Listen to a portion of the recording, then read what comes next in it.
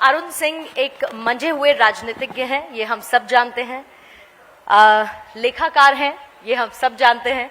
और ऐसी बहुत सारी खूबियां और अपनी बातों में अरुण सिंह की तरफ से जो कही जाती रही हैं वो बहुत स्पष्ट होती हैं, यानी कि किसी लाग लपेट के साथ नहीं होती हैं।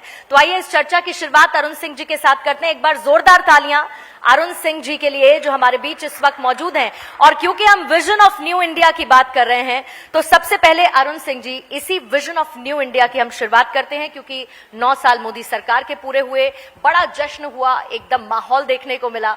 और ऐसे में हर किसी ने, न सिर्फ पार्टी विशेष ने, बल्कि हर किसी ने मोदी सरकार के उन 9 सालों को सेलिब्रेट किया, ये सोचते हुए कि हमारा देश आगे बढ़ रहा है। तो विजन ऑफ न्यू इंडिया पर आप क्या कहेंगे? देखिए, 9 साल में जो उपलब्धियां रही है सरकार की, बहुत ऐतिहासिक रही है।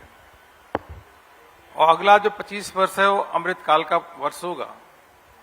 हम लोग ऐसे भारत की संकल्पना कर रहे हैं जो विकसित भारत हो, ऐसा भारत जिसमें एकजुट भारत हो, ऐसा भारत जो हमारे जो विरासत है उसमें सभी को गर्व होना चाहिए, और एक ऐसा भारत जो शक्तिशाली भी हो, समृद्धशाली भी हो। यह जो पंच प्राण है, इसको माननीय प्रधानमंत्री जी ने देखिए आह्वान किया है कि नए भारत की संकल्पना ऐसी ही होनी चाहिए जो भारत शक्तिशाली भी हो, भारत समृद्धशाली भी हो, और हमको अपने विरासत पे गर्व हो, एकजुट होकर के काम करें, और सभी को अपने कर्तव्य भाव, हमको क्या करना है, उससे प्रेरित हो।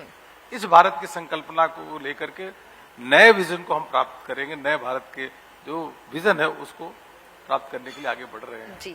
और इसी के इर्द गिर्द अगर आप सारा 9 साल की उपलब्धि देखेंगे तो एक एक करके उपलब्धि को इन फ्रेमवर्क में डालेंगे तो आपको दिखेगा कि इस प्रकार से भारत कैसे आगे बढ़ रहा है, क्या सरकार की नीतियां हैं, क्या उपलब्धियां रही है, क्या सोच रही है, सब उसके अंतर्गत आपको दिखेगा, एक एक करके दिखेगा।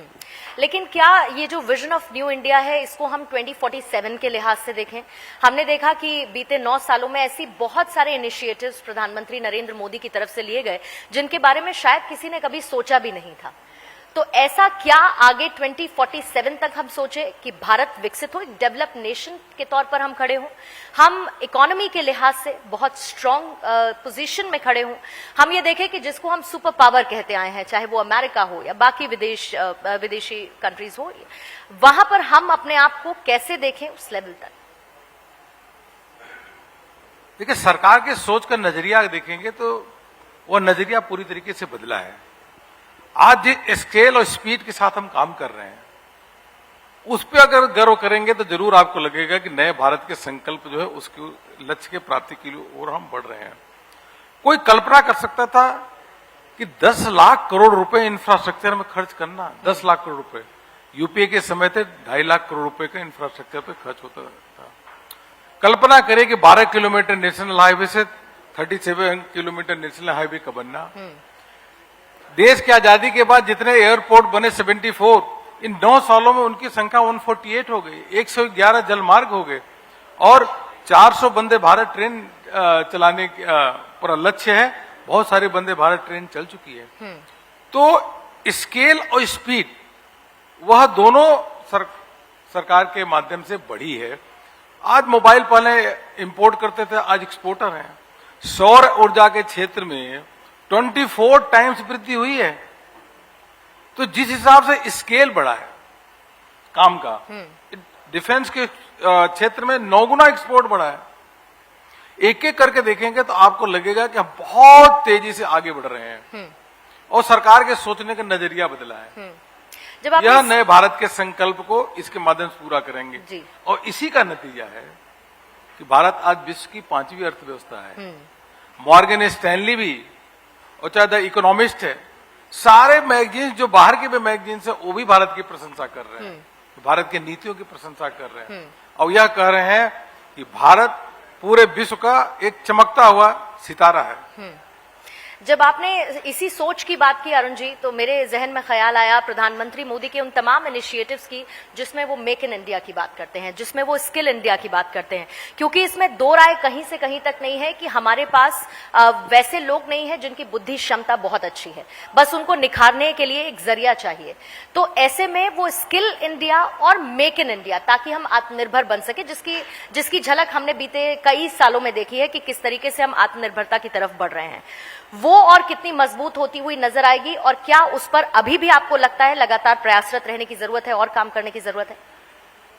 देखिए, विश्व में सबसे अधिक प्रतिभावान टैलेंटेड कहीं लोग हैं तो भारत में है। ये टैलेंट का हब है, और इनको अच्छी तरीके से इनको ट्रेनिंग देना, इनको काम के अवसर प्रदान करना, और अलग अलग माध्यमों से इनको प्रोत्साहित करना, और इसके साथ ही भारत आगे बढ़ सकता है, दूसरा कोई विकल्प नहीं है। और स्टार्टअप देखिए, 100 गुना से अधिक स्टार्टअप की संख्या भारत में हो चुकी है, और जो युवा है बहुत हर क्षेत्र में देखेंगे तो जिस प्रकार से वो काम कर रहे हैं वह सराहनीय है। एक एक करके अगर मेक इन इंडिया की बात करें तो मेक इन इंडिया में जैसे मैं बताया, टेलीफोन भी आज मोबाइल फोन यहाँ पे बन रहा है। खादी का सेल और एक्सपोर्ट 1 लाख करोड़ रुपए से ऊपर हो गया। डिफेंस के 400 जो इक्विपमेंट्स हैं, आर्म्स एम्युनिशंस हैं, आपको मालूम है पहले बाहर से आते थे, आज 400 इक्विपमेंट ऐसे हैं वो भारत में ही बनते हैं, विदेश से इंपोर्ट नहीं होता। बिल्कुल 400 हर क्षेत्र में, और तो और हेलीकॉप्टर भारत में बन रहा है, सब कुछ भारत में बन रहा है, सब कुछ भारत में बन रहा है। और देखिए, मौका मिलता है आपको, जैसे मैं अभी INS विक्रांत पर जब गई तो जिस तरीके की अनुभूति मुझे हुई, निश्चित तौर पर वो एक भारतीय के तौर पर गौरवान्वित करने वाली थी। जब आप देश बढ़ते हुए आगे देखते हैं और बाहर विदेशी धरती पर आपके प्रधानमंत्री को कोई मोदी द बॉस कहता है, तो वो अपने आप में गौरवान्वित करने वाली एक तस्वीर होती है निश्चित तौर पर। लेकिन Arun ji, as a global leader प्रधानमंत्री मोदी, या फिर एज अ नेशन जो ग्लोबली स्टैंड आउट कर सके, अभी वहां तक पहुंचने में क्या हमें एक वक्त बाकी है, या प्रधानमंत्री एज अ ग्लोबल लीडर पहुंच चुके हैं, बस कुछ कदम और वहां पर हम खड़े होंगे जहां पर हम विजन ऑफ न्यू इंडिया के तहत खुद को देखते हैं? 2014 से ही अगर आप देखें तो जहां अमेरिका के मेडिसिन स्क्वायर पे जाते हैं तो आपने देखा होगा कि जितने लोग स्टेडियम में अंदर थे उतने स्टेडियम के बाहर थे, और अमेरिका के भी राष्ट्रपति और वहां के लोगों को भी इतना बहुत कम समय ऐसा होता है कि इतने लोग सुनने आते हैं। बगल में नेपाल है, नेपाल अगर प्रधानमंत्री मोदी जी का कार्यक्रम कैंसिल होता है तो जनकपुर में लोग धरने पे बैठते हैं, मोदी लाओ मोदी लाओ। जलवायु परिवर्तन का लीड कोई लेते हैं देश के प्रधानमंत्री नरेंद्र मोदी जी। हर क्षेत्र में अगर कोई भी क्षेत्र हो जो फॉरेन अफेयर्स का क्षेत्र हो, उसमें प्रधानमंत्री मोदी जी लीड ले रहे हैं। और देखिए, एक और देखिए, ये भारतवासियों को इस पे गर्व होता है जब मोदी जी विश्व के अनेकों राज्यों के जो हेड, चाहे प्रधानमंत्री हो राष्ट्रपति हो, उनके सामने जब खड़े होते हैं तो आप कल्पना करें 2014 से पहले था, अब क्या है। उस समय तो कोई नोटिस ही नहीं करता था। आज मोदी जी खड़े होते हैं तो लगता है कि भारत के तो नेता ही है, भारत का तो नेतृत्व कर ही रहे हैं। वो खड़े होते तो लगता है विश्व को दिशा, विश्व को नेतृत्व करने वाला कोई व्यक्ति है तो नरेंद्र मोदी जी है। और ये अप्रूवल रेटिंग में 74%, विश्व के सबसे लोकप्रिय नेता की अगर गणना होती है, एक नहीं 2-2 बार जो सर्वे होता है तो मोदी जी की गणना होती है। आपने विश्व के सबसे लोकप्रिय नेता तो बता दिया कि मोदी जी हैं। अब देश की जरा बात कीजिए। आपने बयान दिया कि अभी 2024 में फिर से प्रधानमंत्री पद की शपथ लेंगे नरेंद्र मोदी, तो विपक्ष को तो आपने एकदम out of sight out of mind कर दिया, ऐसा लगता है। नहीं, विपक्ष के पास देखिए कोई अक्ल नहीं है, वो खुद ही प्रधानमंत्री बनने की सोच रहे हैं। 14 लोग हैं प्रधानमंत्री बनने की सोच रहे हैं। अरे जब IMF वर्ल्ड बैंक कह रहा है कि भारत विश्व की सबसे तेज गति से अर्थव्यवस्था वाला देश है, सबसे अधिक फॉरेक्स रिजर्व भारत में है, सबसे अधिक FDI भारत में आ रही है, भारत की नीतियों को digital India, make in India की सब विश्व के लोग तारीफ कर रहे हैं, तो हम विपक्ष के लोगों से कहेंगे भाई जो हमारे आंकड़े हैं 9 साल का हिसाब किताब तैयार करके हम प्रबुद्ध जन विशिष्ट जन के बीच में जा रहे हैं। आप भी 9 साल का हिसाब किताब मोदी सरकार का आप देख लीजिए और आंकड़े पे हो तो आप बहस करो, नहीं तो आपको आकर के मोदी जी का समर्थन करना चाहिए। यही देश की आवश्यकता है। नहीं तो क्या ये विपक्ष को दिखता नहीं? विपक्षी एकता को दिखाने के लिए देखिए बैठक होने वाली है, तो क्या ये विपक्ष को नजर नहीं आता, या विपक्ष अपनी हर एक मुमकिन कोशिश करना चाहता है? 2014 से पहले, 2019 से पहले भी लोग, कई विपक्ष के लोग प्रधानमंत्री बनने के ख्वाब देख रहे थे। अभी भी 10-12 लोग ऐसे हैं विपक्ष की पार्टियों में, सभी प्रधानमंत्री बनने के ख्वाब देख रहे हैं।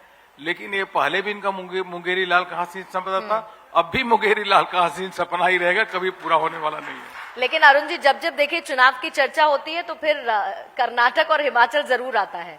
क्या कुछ ऐसा छूटा बीजेपी के हाथ से जो दूसरी पार्टी ने कैच कर लिया, और ये वजह रही कि रिजल्ट्स वैसे नहीं आए जैसी उम्मीद थी बीजेपी को? हाँ, रिजल्ट उतने अच्छे नहीं है, लेकिन कर्नाटक में भी 36% पिछली बार वोट मिला था, अभी भी 36 पर मिला ऐसा है। क्या छूटा?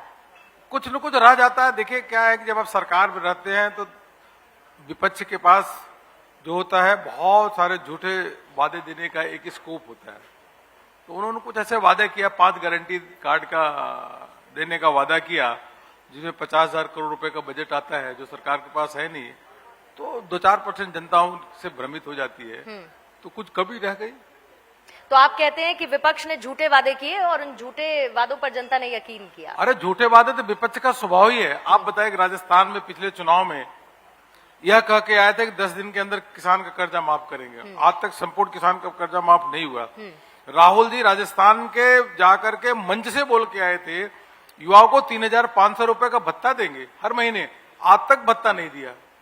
और कहा था बिजली के दाम नहीं बढ़ाएंगे, 9 बार फ्यूल चार्जेस बढ़ा दिया। डीजल पेट्रोल सबसे अधिक राजस्थान में अगर कहीं है तो राजस्थान में है। तो आप बेशर्मी की तरह आप राहुल गांधी जी और सब लोग वहां पे जाते हैं, कांग्रेस के नेता राजस्थान में, बताते क्यों नहीं है कि हमने कहा था कि किसानों का कर्जा माफ करेंगे, नहीं किया। हमने कहा था बेरोजगारी भत्ता दिए, कहा था देंगे, नहीं दिया। जो वादा किए तो वो तो पूरा करो भैया, लोग जनता कह रही है कि पूरा करो।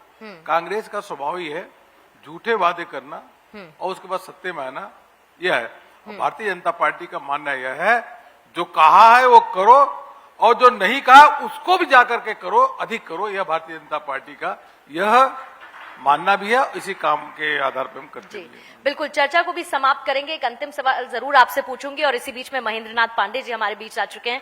आपका बहुत बहुत स्वागत करती हूं सर। और अंतिम सवाल जो मैंने जितेंद्र सर से भी पूछा था कि एज अ सिविलियन या एज अ सिटीजन अपने प्राइम मिनिस्टर मोदी को 10 में से आप कितने नंबर देते हैं? ये सवाल आज मैंडेटरी है। देखिए, नंबर देना तो मीडिया का काम है, आप लोग आंकलन करिए, लेकिन मैं इतना कह सकता हूं कि देश की जनता 125 करोड़ देशवासी हैं, उनको प्रधानमंत्री मोदी जी पे गर्व है, और वो 100% मार्क्स मोदी जी को दे रहे हैं, बल्कि उससे अधिक दे रहे हैं।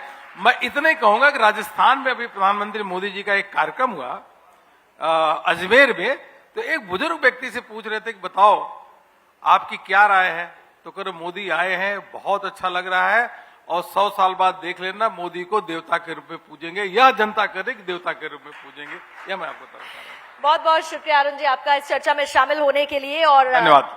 विजन ऑफ न्यू इंडिया पर इतनी तफसील से अपने विचार रखने के लिए thank you so much sir. और ये आज का मोमेंट ऑफ द डे आपके लिए।